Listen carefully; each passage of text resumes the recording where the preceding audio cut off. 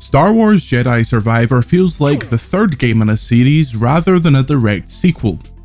Every single element from the first game feels more refined, polished, and expansive, and if the final game can fulfill the expectations that it left us with after playing for only a few hours, then we may have to retire Assassin's Creed 2 as the benchmark for improvement on a promising original. Our demo began with Cal Kestis crash landing the Mantis onto a lush planet in search of some replacement ship parts. Planet Kobo is occupied by the Galactic Empire as well as the last dregs of the fallen Separatist droid army. On his way to meet up with former pilot Grease, who is now propping up the bar in the small settlement, Cal runs into a new group of bandits, the Bedlam Raiders, led by the towering Gendai, Ravis. There is so much more that happened during our 4 hours with the game that we can't discuss, and honestly, if we did, we would be here for days. But rest assured that the sheer number of story threads, interesting leads and references to both the future of the Star Wars canon and the far-flung past had us extremely excited. Cal now has 5 combat stances at his disposal, 3 of which we were allowed to play around with during our session with the game: single, double-bladed, dual-wield, crossguard, and blaster. The last 2 were absent from our demo, which took place around an hour into the game according to Respawn. The crossguard stance, which has been shown off in other promo material, is reminiscent of Kylo Ren's lightsaber, which features a much longer blade and 2 small blades crossing the hilt. Blaster is, well, it's a blaster. While the first game experimented with multiple stances and almost included the dual wield stance as its own bespoke option before being cut during development, that's according to our interview with Respawn, the sequel fleshes each of them out and gifts them with a sprawling skill tree.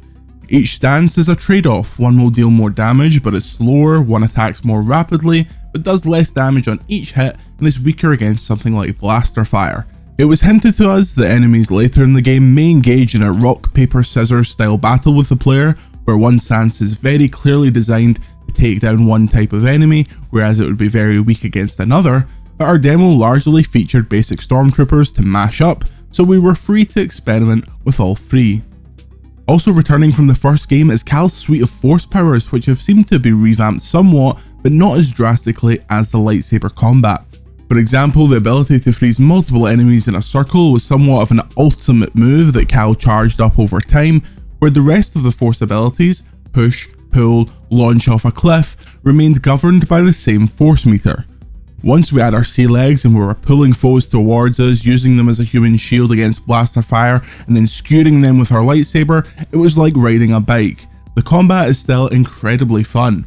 It still uses the Souls-like parry system, the timing on which is difficulty dependent, but when you're dealing with large groups of enemies, the free-flowing fun that can be had is very addictive.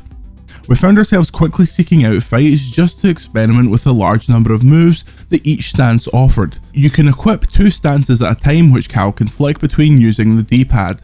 It feels like, depending on the length of the game, you could play through it multiple times, each in a different stance, and get a totally different combat experience. Just how long the full game is remains to be seen, but we're already impressed with just how expansive the levels appear to be compared to Fallen Order.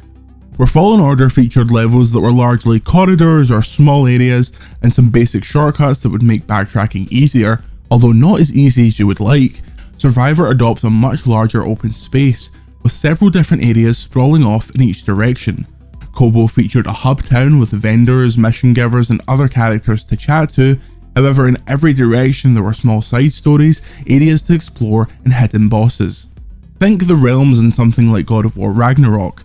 You could simply play through the Golden Path content, but you'd miss a lot. We already felt like we were missing significant side content during our demo, as we were prioritising seeing the main story missions. Sure, plenty of what you'll find in the world are collectibles, customization items, lore, and other small things, but alongside that there seems to be larger side quests, puzzle rooms, and more. What makes this even better is the much improved map, an element of the first game that was so universally disliked that during our interview with Respawn's principal UI visual designer Dinesh Syed, he brought it up unprompted as one of the main improvements for Jedi Survivor. Speaking of customization items, they're one of the game's main collectibles and seemingly a huge focus for the game. Within the few hours that we spent with the game, we found trousers, jackets, hair options, and more. Cal is more customizable than ever, a huge fan request that seems to have been answered and then some.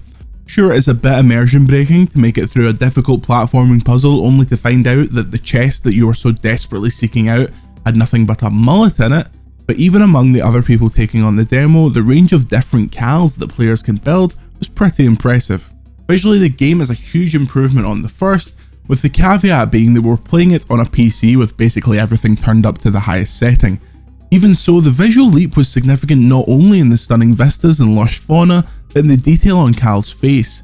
Respawn are well aware of this, and there was a good few moments where Cal would take a breather from the action so that both of us could appreciate the beautiful scenery of the planet. We want to play more Star Wars Jedi Survivor right now. The game is just bursting with smart changes. Every little thing that annoyed us in that first game seems to be fixed, and even the stuff that was great, like the enjoyable hack and slash combat and the strong story, seem far improved.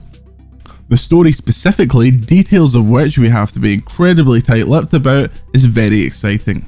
When the splash screen appeared after the final cutscene telling us our demo was finished, we were desperate to find out what was going to happen next. The biggest question remains over just how many of these larger planets the game actually contains, but so far, it's an adventure we're extremely excited to return to and to find out just how massive the galaxy is for ourselves.